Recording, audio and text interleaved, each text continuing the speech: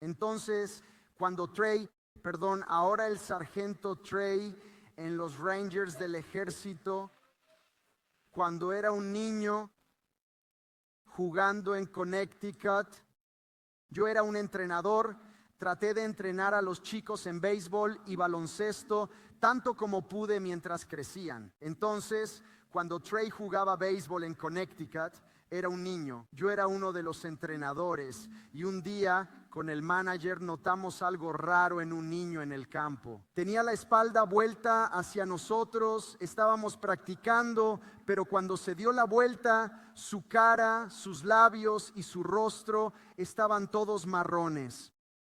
Este niño se está comiendo caramelos y manchándose la cara. Un poco después lo notamos de nuevo, pero ahora vemos lo que realmente está haciendo.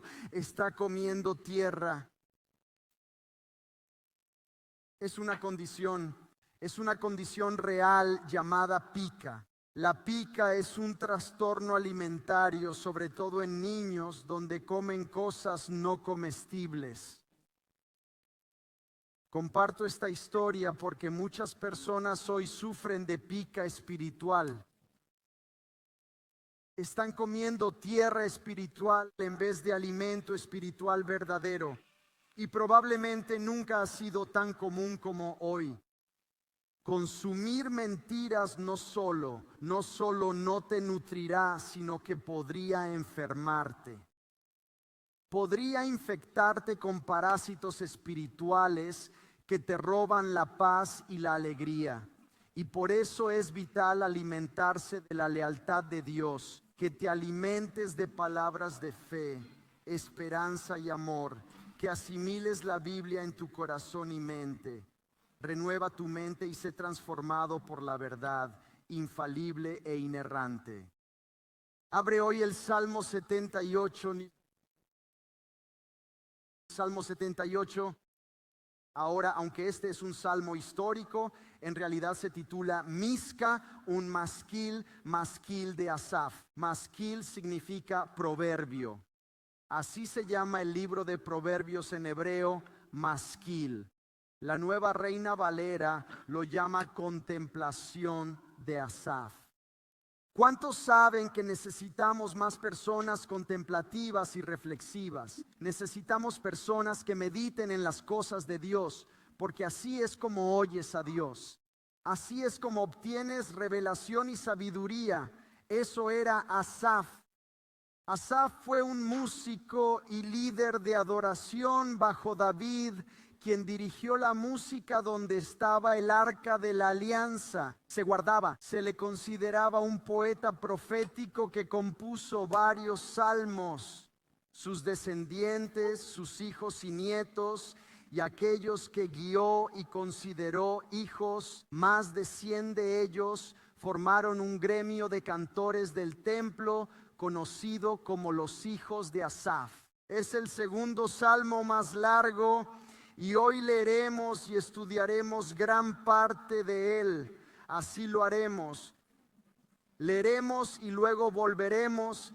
Haremos observaciones y aplicaciones con un filtro del nuevo pacto a través de una nueva perspectiva, ya que los salmos pertenecen al antiguo pacto antes de Cristo, antes de la cruz, por lo que es vital dividir correctamente la palabra de verdad.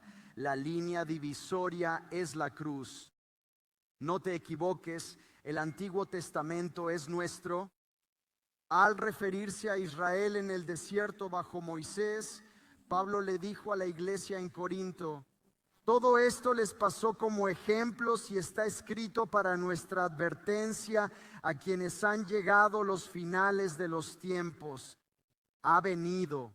Así que lo que leas en la Biblia, si te queda, úsalo. Lo que leeremos es un salmo sabio, un salmo instructivo, un salmo que utiliza un ámbito de la vida para iluminar el otro. Y Asaf lo llama una parábola, una que habla sobre la conducta y experiencia de los creyentes. El pueblo de Dios en todas las épocas, incluso hoy, es una gran porción de las Escrituras. Así que asegúrate de seguirlo. No querrás perderte ni una palabra de este increíble salmo de sabiduría. Salmo 78, una contemplación de Asaf. Escucha, pueblo mío, mi ley, inclina tus oídos a mis palabras.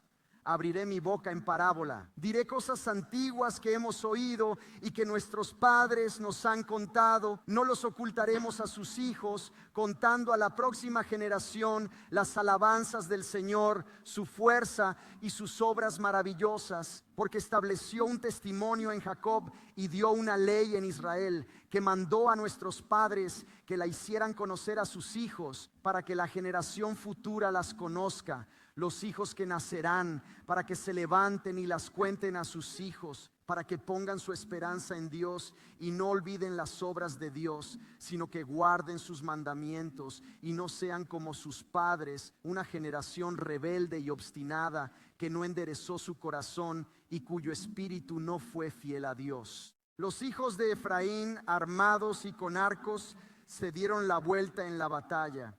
No guardaron el pacto de Dios, no siguieron su ley y olvidaron sus obras y maravillas que les mostró. Hizo cosas maravillosas ante sus padres en Egipto, en el campo de Zoán. Dividió el mar y los hizo pasar, y las aguas se levantaron como un muro. Durante el día los guió con la nube y toda la noche con luz de fuego. Rasgó las rocas en el desierto y les dio a beber en abundancia como de los abismos. También hizo brotar ríos de la roca y causó que las aguas fluyeran como ríos. Pero pecaron aún más contra él al rebelarse contra el Altísimo en el desierto, y probaron a Dios en su corazón, pidiendo la comida que les gustaba. Sí, se quejaron contra Dios. Dijeron: ¿puede Dios preparar una mesa en el desierto? Miren, golpeó las rocas y brotaron aguas y los arroyos desbordaron. ¿Puede también darnos pan? ¿Puede proveer carne para su pueblo? Así que el Señor oyó esto y se enfureció. Entonces se encendió un fuego contra Jacob, y también se levantó ira contra Israel, porque no creyeron en Dios ni confiaron en su salvación. Sin embargo, Él mandó a las nubes y abrió las puertas del cielo, hizo llover maná sobre ellos para comer y les dio del pan del cielo. Los hombres comieron comida de ángeles, les envió comida en abundancia. Hizo soplar un viento del este y por su poder trajo el viento del sur. Y también hizo llover carne sobre ellos como polvo, aves aladas como la arena del mar, y las dejó caer en el campamento, en medio de su campamento, alrededor de sus moradas. Así comieron y se saciaron, porque les dio su propio deseo. No fueron privados de su deseo. Pero mientras su comida aún estaba en su boca, la ira de Dios vino contra ellos y mató a los más fuertes y derribó a los hombres de Israel. Sin embargo, aún pecaron y no creyeron en sus maravillas. Por eso destruyó sus días en vano y sus años en miedo. Cuando los mató, entonces lo buscaron y volvieron y buscaron a Dios con fervor. Recordaron que Dios era su roca y su redentor. Sin embargo, lo adulaban con su boca y le engañaron con su lengua, porque su corazón no fue constante con él, ni fueron fieles a su alianza. Pero él, lleno de compasión, perdonó su iniquidad y no los destruyó. Sí, muchas veces apartó su ira y no desató toda su ira, porque recordó que eran solo mortales, un soplo que se va y no regresa. ¿Cuántas veces lo desafiaron en el desierto y lo afligieron en el desierto? Sí, una y otra vez desafiaron a Dios y limitaron al Santo de Israel. No recordaron su gran poder, el día en que los rescató del enemigo. He titulado este mensaje en nuestra serie: Tienes el poder de la memoria. Pero es en verdad mucho más que eso. Porque en lo que acabamos de leer en el Salmo 78, hoy veremos el poder de un Padre piadoso, la abundancia de bendiciones, la prueba de la prosperidad, las consecuencias de la desobediencia y la promesa secreta de poder. Te das cuenta de que todos esos pueden ser sermones separados. Así que hoy vamos a beber de una manguera de incendios. Primero, el poder de un padre piadoso. Asaf no está escribiendo solo una teoría, sino que este poema surge de su experiencia. Sus hijos y nietos literalmente siguieron sus pasos espirituales. La prioridad de dejar un legado cristiano se repite en los primeros 4 versos de este salmo. En el versículo 4, por ejemplo, no ocultaremos las instrucciones de Dios, su mandato, su palabra a sus hijos, contando a la próxima generación las alabanzas del Señor. Así que por favor escuchen bien. Cada padre creyente tiene una responsabilidad de 3 generaciones. Eres responsable ante Dios de recibir y aplicar la palabra de Dios en tu vida primero y luego pasarla a tus hijos y que se convierta en parte tan integral de su vida que lo transmitan a sus nietos.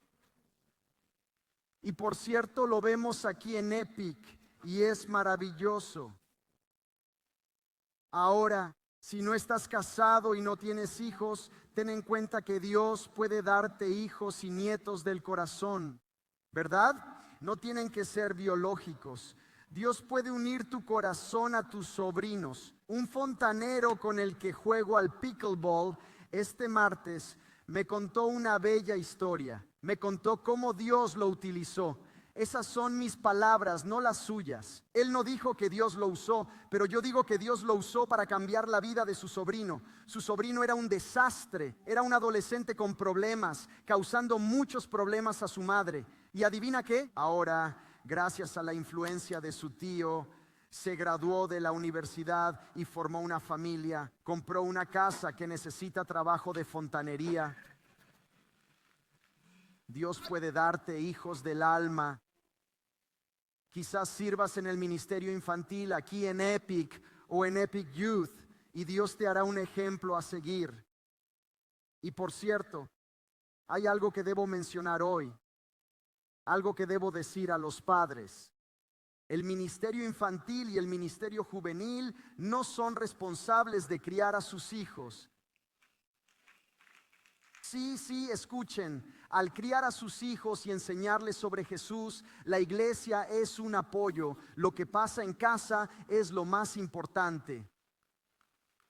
Ahora hacemos lo mejor que podemos por la gracia de Dios para ser un buen apoyo para los niños. Y no puedo dejar de mencionar lo bien que lo hacen June, Elasia, Chris Wadawa y todos nuestros increíbles líderes y voluntarios en nuestro ministerio de niños y en nuestro grupo de jóvenes. Pero los padres son primarios, la iglesia es secundaria. No puedes escapar de tus responsabilidades como padre. No puedes pasar tus responsabilidades a la iglesia y no puedes dejar de lado tus responsabilidades. Los proverbios dicen que los hijos son una bendición del Señor. El fruto del vientre es su recompensa. Debes cuidar bien de tus propias bendiciones. Debes valorar e invertir en las vidas preciosas que Dios te ha confiado. En Deuteronomio 6 ve esto. Y estas palabras que te mando hoy, Dios habla, estarán en tu corazón. Debes enseñarlas diligentemente a tus hijos. Y hablarás de ellas cuando estés en tu casa, cuando camines por el camino, cuando te acuestes y cuando te levantes. Las atarás como un signo en tu mano y serán como frontales en tus ojos. Las escribirás en los dinteles de tu casa y en tus puertas. Este es probablemente el único lugar en la Biblia donde la Biblia y Crosby, Stills, Nash y Young coinciden. Enseña bien a tus hijos. Y ahora tenemos más recursos que nunca para lograrlo. De acuerdo con Deuteronomio capítulo 6, escucha, adelante, pon tus imanes de refrigerador con versículos. Adelante, coloca tus viejos carteles de la Biblia por la casa y pon música de adoración en el hogar. No lo olvidaré jamás. No lo olvidaré nunca. Un verano, cuando estuvimos aquí para la conferencia de IPMC, tú sabes, venimos de Texas, vinimos a Nueva Jersey y Jan estaba con nosotros. Era pequeño, creo que tenía 5 o 6 años y en ese momento iba a todos lados con nosotros. Siendo el bebé, creo que aún va a todos lados con nosotros, pero él tenía 5 o 6 años y era el final de una de las sesiones nocturnas. Volvimos al hotel y lo arropamos en la cama. Y mientras lo arropábamos, él dijo: mamá y papá, ¿sabes cuál es mi canción preferida? Y dijimos que no. Y él dijo: Jesús, sé el centro.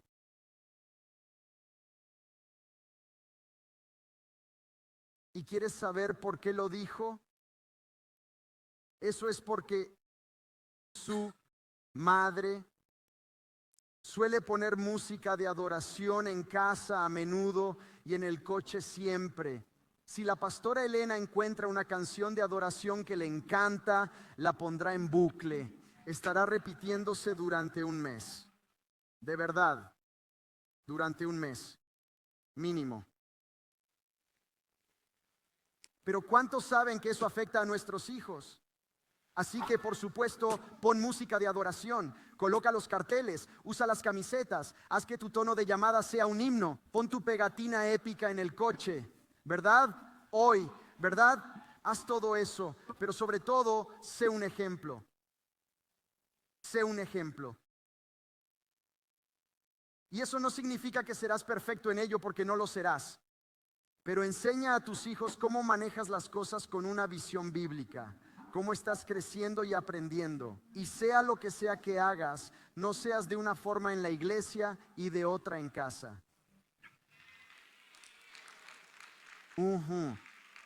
Tus hijos pueden detectar la hipocresía desde lejos y eso los alejará. Te volverás un impedimento en su desarrollo espiritual. Y no quieres eso. Déjame ser claro. No vengas a la iglesia hablando en cristiano y luego en casa digas groserías. ¿Es claro para ti? Sé un ejemplo. Sé un ejemplo de bondad y compasión y carácter semejante al de Cristo, y habla con tus hijos. Habla con tus hijos. Lee la Biblia con ellos, imparte sabiduría bíblica, comparte tiempo de calidad enfrentando los retos de la vida con ellos, acompaña sus problemas con soluciones bíblicas. Escucha, Dios te ha dado el poder, te ha dado la máxima influencia, la capacidad de impactar a tus hijos más que a nadie más. Pero no te equivoques. Si no impartes sabiduría bíblica a tus hijos, el mundo les enseñará tonterías seculares. Así que permíteme reiterar, no hay padres perfectos. Así que haz lo mejor que puedas y no te castigues, pero haz lo mejor que puedas. ¿Hay algo más importante? Efesios capítulo 6, versículo 4 dice: y ustedes padres, específicamente a los padres, ¿cuántos saben que los padres parecen desconectarse más fácilmente? Puede ser frío, calculado. Bueno, yo lo doy. Debes dar más que dinero.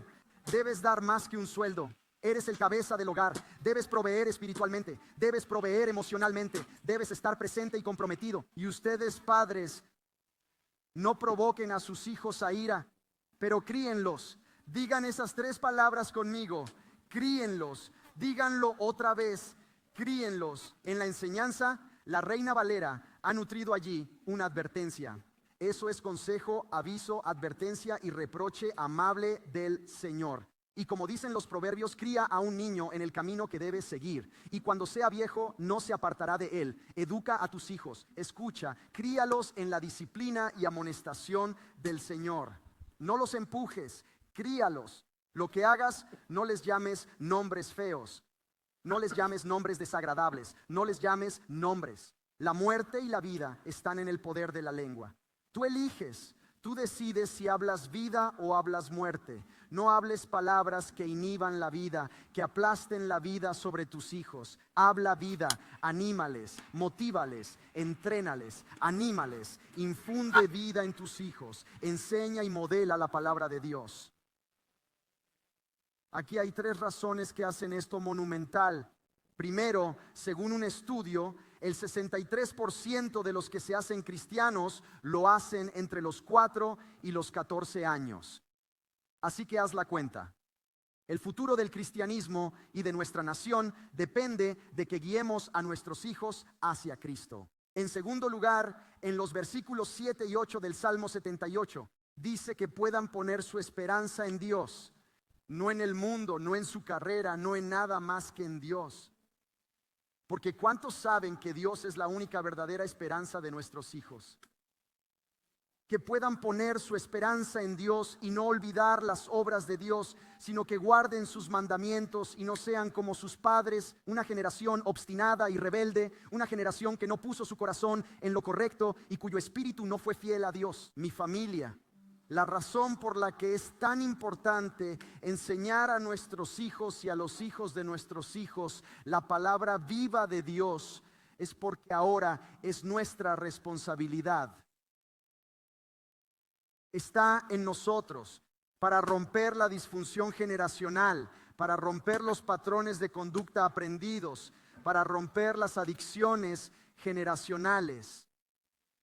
Algunos de nosotros tuvimos padres que tenían la capacidad y la habilidad, tenían la fuerza y el impulso del Espíritu Santo para llevar a sus hijos, a nosotros, a Cristo, pero otros no lo hicieron. Algunos de nosotros tuvimos malos ejemplos que nos enseñaron lo contrario y desafortunadamente nos dejaron rasgos de carácter negativos, ya sea consciente o inconscientemente, consciente o inconscientemente. Algunos sabían que estaban fallando y no les importaba, pero otros hicieron lo mejor que pudieron, aunque su mejor esfuerzo estaba dañado porque venían de un hogar problemático. Pero sigue siendo algo con lo que algunos de nosotros luchamos toda la vida. Se ha pasado y ha sido una batalla para ti. Te maldijeron, te pusieron apodos, te enseñaron actitudes y comportamientos autodestructivos, cosas que han sido una lucha para ti superar. Y no los llamo maldiciones de generaciones. Sin embargo, observa esto, Deuteronomio capítulo 5, versículo 9, dice: porque yo, el Señor tu Dios, soy un Dios celoso, visitando la iniquidad de los padres sobre los hijos hasta la tercera y cuarta generación de aquellos que me odian. Así que eso puede ser la definición de una maldición generacional. Por eso debemos mirar todo en el Antiguo Testamento con la perspectiva de un nuevo pacto, porque cada maldición, ya sea generacional o alguien en brujería, vudú o en un culto satánico, alguien trató de ponerte algo. Escucha, Jesús ha anulado cada maldición. Él ha revertido cada una. Él tiene poder, poder total, pura omnipotencia, incluyendo el poder de romper cada maldición. ¿Dónde lo encontramos? Gálatas 3. Cristo nos redimió de la maldición de la ley, convirtiéndose en maldición por nosotros, porque está escrito: maldito es todo el que cuelga de un árbol. Así que Jesús no solo nos redimió de la maldición de intentar ganarnos el favor de Dios, lo cual es una maldición, sino que tiene el poder de romper cada maldición. Él absorbió cada maldición en la cruz y luego resucitó y dijo: todo poder me ha sido dado en el cielo y en la tierra. Pero eso significa que la maldición se detiene con nosotros y la bendición generacional comienza con nosotros. Y cada vez que alguien intenta ponerte algo malo, algo maligno, invocas el nombre de Jesús, declara el poder de la sangre de Jesús y habla de que se ha revertido en el nombre de Jesús. Como cuando éramos niños, dices: oye, con esa basura que me dijiste, soy goma y tú eres pegamento, rebota de mí y se pega a ti. Hasta que por supuesto se arrepientan, en fin. Y la tercera razón que el Señor quiere que inviertas mucho en la próxima generación está en el versículo 9. Donde dice: los hijos de Efraín, armados y con arcos, retrocedieron en el día de combate. Mira, uno de los nombres de Dios es Jehová Sabaoth, el Señor de los ejércitos. el Señor de los ejércitos del cielo, y no desea que tú, tus hijos, ni sus hijos retrocedan en el día de la batalla. No quiere que seamos tímidos, Él quiere que seamos fuertes y valientes. Nos infunde valor, así que no quiere que evitemos ningún reto ni que temamos a ningún enemigo. Él quiere que seas fuerte y de buen ánimo. Quiere que luches la buena batalla de la fe. Quiere que te vistas con la armadura de Dios. Y el libro de Santiago dice que si resistes al diablo, Él se irá de ti. Así que vemos en este salmo el poder de un padre piadoso, pero también vemos la riqueza de provisión.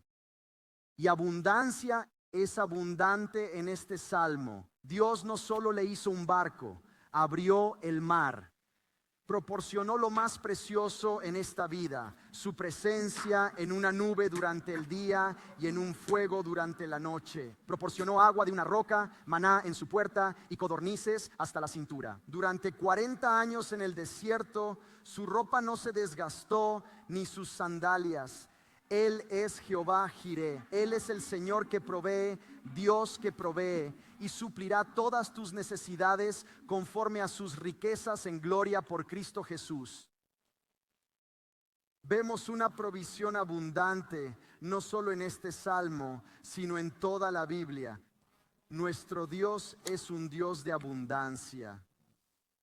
Solo pregúntale a Abraham, Isaac, Jacob y José. Pregunta a David y Salomón. Jesús vino a darnos vida y a darnosla más abundantemente. Y dijo, si ustedes siendo malos saben dar buenos regalos a sus hijos, ¿cuánto más? ¿Cuántos de ustedes saben que Él es el Dios del cuánto más? ¿Su Padre en el cielo dará cosas buenas a los que piden? Ahora a aquel que puede hacer mucho más abundantemente sobre todo lo que podemos pedir o pensar según el poder que actúa en nosotros. A Él sea la gloria en la iglesia por Cristo Jesús a todas las generaciones, a ti, a tus hijos, a los de tus hijos y sus hijos por los siglos de los siglos. Amén. Ahora abundancia, gracia y prosperidad son bendiciones. Una bendición para ser una bendición, pero también es una prueba. Nuestra tercera lección de hoy es esta, la prueba de la prosperidad. Estoy seguro de que te impactó cuando lo leímos, porque como el Espíritu Santo a través de Asaf no se guarda nada. Es uno de esos momentos de oh sorpresa que empieza en el versículo 16.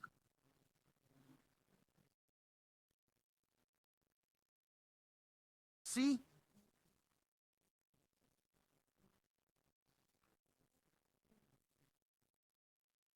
Hablaron contra Dios. Preguntaron, ¿puede Dios preparar una mesa en el desierto? Miren, golpeó la roca y las aguas fluyeron. ¿Puede dar pan? ¿Puede dar carne a su pueblo? Por eso el Señor escuchó esto y se enojó. La abundancia es una bendición, pero también es una prueba, porque para algunos nunca es suficiente. Dios los bendice y luego miran a su alrededor, codiciando competitivamente, viendo si el césped es más verde, tratando de igualar a los Jones proverbiales y llenando sus ojos. Y sobre la pregunta, ¿puede Dios?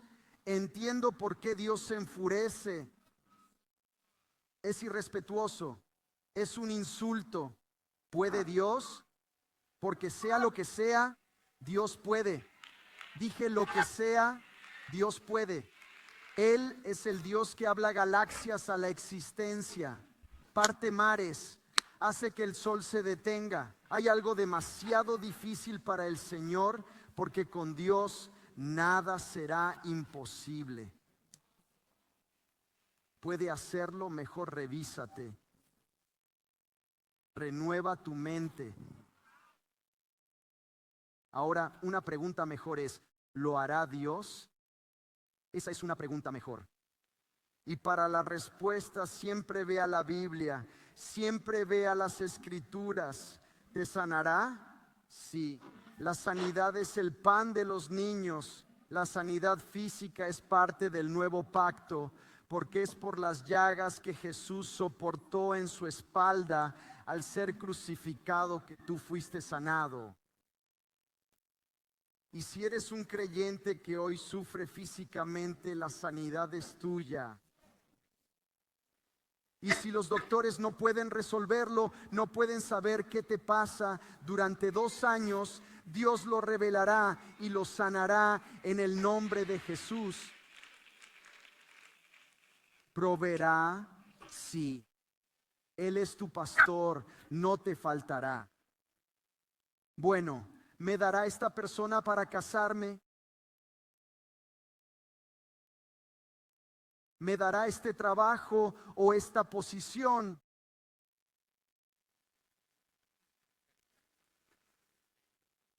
¿Me dará esta casa o ese coche?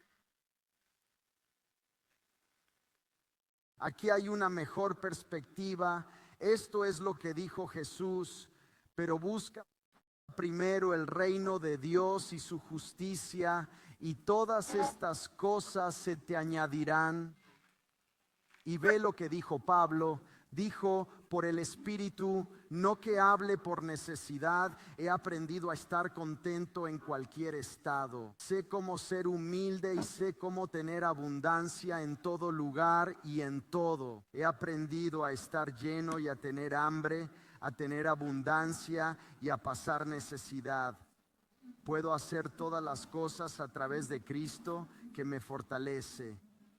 Aquí está la clave para estar contento. Amigo, hoy recibes mucho en la iglesia. Solo digo, la clave para la satisfacción es: cuando tengas hambre, llénate de Dios. Y cuando estés lleno de la bendición de Dios, mantente hambriento de Dios. En todo, sea cual sea tu estado, sea cual sea tu situación, agradece por lo que tienes. Da gracias a Dios por lo que tienes y aparta tus ojos de las cosas de la tierra y ponlos en Jesús. Porque si miras las cosas de la tierra y tratas de impresionar a otros, fallarás la prueba. Y si te niegas y te opones, y si te quedas atascado en desobediencia de manera voluntaria y consciente, es nuestro cuarto punto. Hay consecuencias por desobedecer. Se repite en 3 lugares de este salmo. Cuando algo se menciona 3 veces, se llama un triplete semítico enfático. Y es el principio de repetir y ampliar, repetir y ampliar. Y aquí en el Salmo 78 se repite y enfatiza una advertencia. Dios nos advierte porque nos quiere. ¿Me oyes? Dios nos advierte porque nos ama. Cuando eras niño y te decían: no toques la estufa caliente, no salgas a la calle o no hables con extraños, es porque tus padres te amaban y querían cuidarte. Lo mismo ocurre con Dios. A quien ama el Señor lo disciplina. El versículo 22 nos dice por qué hay consecuencias. Porque no creyeron en Dios y no confiaron en su salvación. Así que a veces los hijos de Israel terminaron confiando en Moisés, y eso fue un error. No importa lo increíble que fuera Moisés, él no era Dios. Podemos idolatrar a las personas en nuestras vidas si no tenemos cuidado. A veces confiaban en ellos mismos, pensaban que sabían mejor, sabían más que Moisés y que Dios, que podían hacer lo que quisieran, que podían determinar y producir resultados. Y a veces simplemente carecían de confianza, llenos de dudas e incredulidad. Eso fue ofensivo para Dios. Y aquí hay algo que es cierto en el antiguo y en el nuevo pacto. Si no confías en su salvación, eso es lo que dice la palabra, en su salvación. Y cada vez que ves la palabra salvación en el Antiguo Testamento, se refiere a Yeshua. No confiaron en su Yeshua. Yeshua es el nombre hebreo de Jesús. Amén. Yeshua HaMashiach, Jesús el Mesías. Si no confías plenamente en la salvación que Jesús logró en la cruz, las consecuencias son eternas e inapelables. Y es una separación eterna de Dios, que es el infierno. Nuestro Padre en el cielo nos advierte porque nos ama. Bueno, ¿por qué envía a alguien al infierno? Dios no envía a nadie al infierno, no condena a nadie eternamente, te condenas tú mismo. Dios ha hecho todo lo posible para ofrecerte cada oportunidad de no hacerlo. Él sacrificó a su propio Hijo para que tú no lo hicieras. Y como alguien dijo, cuando se trata de ir al infierno, Jesús dice, sobre mi cadáver, para estar eternamente separado de Dios, tendrás que negar, rechazar e ignorar lo que hizo por ti en la cruz. Dios nos advierte de forma repetida y clara. La primera advertencia está en el versículo 29. Comieron y se sintieron bien, porque les concedió su deseo. Y podrías preguntar, ¿qué está mal? Todo está mal en eso. No deseas tus propios deseos. No quieres los deseos de tu carne. No quieres que Dios te entregue a una mente depravada, como en Romanos capítulo 1. No quieres ser la persona que dice, déjame decirlo de esta manera. Deseas ser quien dice al Señor que se haga tu voluntad. No quieres ser quien escucha que se haga tu voluntad. La segunda advertencia está en los versículos 32 y 33. A pesar de esto, aún pecaron y no creyeron en sus grandes obras. Así que consumió sus días en la inutilidad y sus años en miedo, futilidad y miedo. Consumido en la futilidad, una vida devorada, una vida consumida por la futilidad. Futilidad es la palabra Hebel y significa vanidad, vacío, desprovisto de propósito o significado, algo transitorio e insatisfactorio, la esterilidad de todo esfuerzo humano, una existencia sin vida. El Salmo 106 dice así, y les concedió su petición, pero envió flaqueza a su alma. La tercera advertencia está en los versículos 41 y 42. Dice que sí, tentaron a Dios repetidamente y limitaron al Santo de Israel. No recordaron su poder el día que los redimió del enemigo. Así que entiende esto, Dios en sí mismo no puede ser limitado. Este es el poder de Dios limitado en tu vida, en tu experiencia. Pero puedes restringir su impacto y su influencia en tu vida. Los evangelios nos dicen, por ejemplo, que cuando Jesús fue a su ciudad natal, a Nazaret, dice que no pudo hacer allí grandes obras por su incredulidad. Restringieron lo que él quería hacer en ellos y para ellos. Viviendo una vida limitada, de vacío, sin sentido y miedo, debilidad de mente, voluntad y emoción, una vida sin aliento y separación eterna. Eso es un mal sueño, es una pesadilla y esa es una vida que no queremos vivir. Y lo bueno es que no tienes que hacerlo, no es necesario. Dios ha hecho un camino y su nombre es Jesús. Vemos la fuerza de un Padre piadoso, la abundancia de provisión, la prueba de la prosperidad, las consecuencias de la desobediencia y por último la promesa oculta de poder. Recuerda que Asaf inició este poema profético afirmando que es una parábola. Dijo que es un misterio, es un tesoro que debes desenterrar. La promesa de poder está presente, es profunda pero oculta. Ahora lo hemos marcado como la tercera advertencia. Debemos revisarlo una vez más. Versículos 41 y 42. Sí, tentaron a Dios repetidamente y limitaron al Santo de Israel. No recordaron su poder el día que los redimió del enemigo. Así que está claramente dicho, ¿qué pasa si desobedeces las advertencias? Pero ahora aplica la prueba de contradicción. En otras palabras, en esencia, ¿cuál es el opuesto? Si eso es cierto, el opuesto también es verdad. ¿Qué sucede si escuchas las advertencias?